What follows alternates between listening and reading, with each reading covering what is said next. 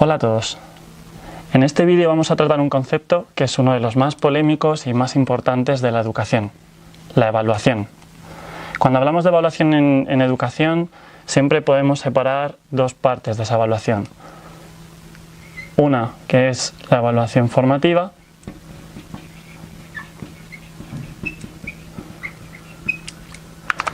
y otra que sería la calificación o evaluación certificadora.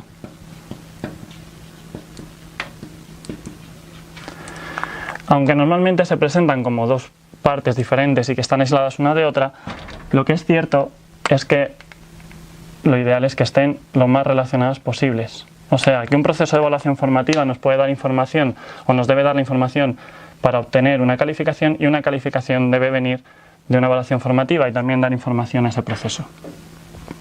Pero principalmente podemos decir que la evaluación formativa está basada en el proceso.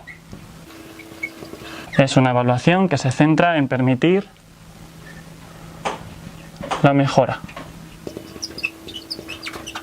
a partir de procesos de tomas de decisiones. O sea, una evaluación formativa necesariamente nos debe permitir tomar decisiones. Esto no ocurre cuando hacemos un proceso calificador sin más. El proceso calificador está al final de un proceso y por tanto no nos permitiría o nos dificultaría tomar decisiones de cara a los siguientes pasos. En cualquier caso, los criterios, bajo mi punto de vista, que deben tener una evaluación formativa para ser realmente una evaluación formativa son varios. El primero de ellos es que una evaluación formativa tiene que ser un proceso multidireccional.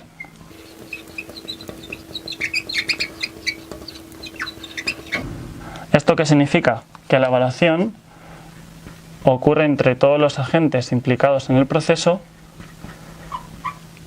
no de uno a otro, sino de todos entre sí mismos. O sea, que los alumnos van a evaluarse a sí mismos, los alumnos se evaluarían entre ellos, los alumnos evalúan al profesor y el profesor evalúa a los alumnos, e incluso puede ocurrir que otro profesor evalúe a otro profesor.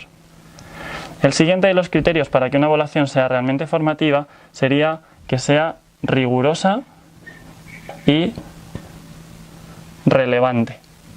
Rigurosa nos obliga a que el proceso de evaluación sea un proceso sistemático donde utilicemos diferentes herramientas de evaluación o instrumentos, como pueden ser escalas, rúbricas,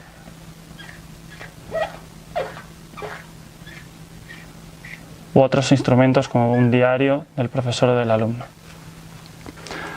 Además, para que sea relevante, tiene que evaluar lo que realmente queremos evaluar.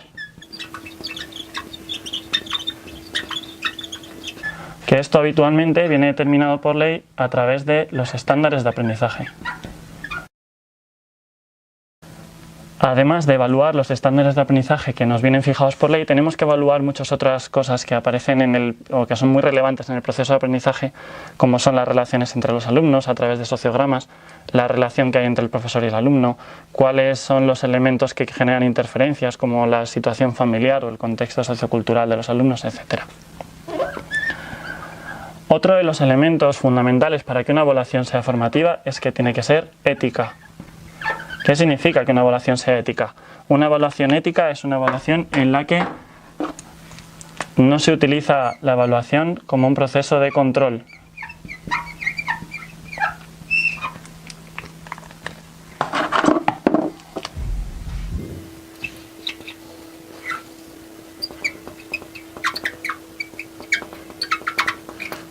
Ese recurso que también nos funciona a los profesores de decir, si seguís así, mañana examen, si seguís así, esto entrará en el examen, mañana examen sorpresa, te bajaré no sé cuánto en la calificación. Eso no es un objetivo de la evaluación formativa, eso es un objetivo del profesor como poder o control.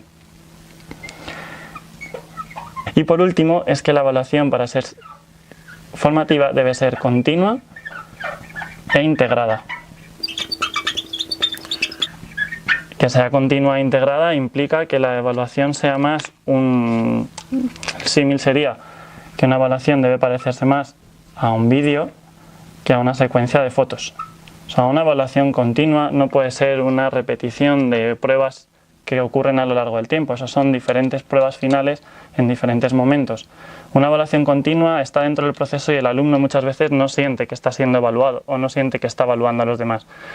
En este sentido, la evaluación la vamos a planificar a partir de los estándares de aprendizaje integrada dentro de nuestras actividades de clase. Utilizaríamos una tabla parecida a esta, donde en la primera columna vamos a poner cuáles son los estándares o los criterios que quiero evaluar. En la segunda, las actividades formativas que surgen de estos. Y en la última, cuáles son los instrumentos y los agentes implicados. De manera que si un estándar de aprendizaje es que un alumno sepa hacer la voltereta, pues la actividad formativa sería una secuencia progresiva para aprender a hacer la voltereta.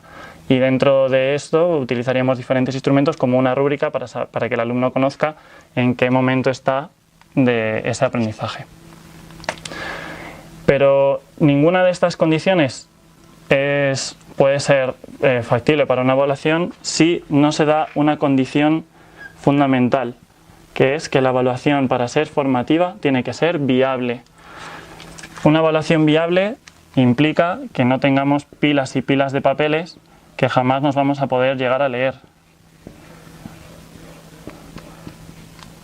Una evaluación viable tiene que permitir que toda la información que registremos nos dé una información que podamos llegar a analizar. Si no nosotros, que por lo menos la utilicen los alumnos. O sea, ellos pueden evaluar y compartir la información entre ellos sin que tenga que mediar el profesor. Y sin más, en los próximos vídeos explicaremos cómo hacer una programación de instrumentos de evaluación y también la relacionaremos con cómo se hace una programación inversa. Hasta luego.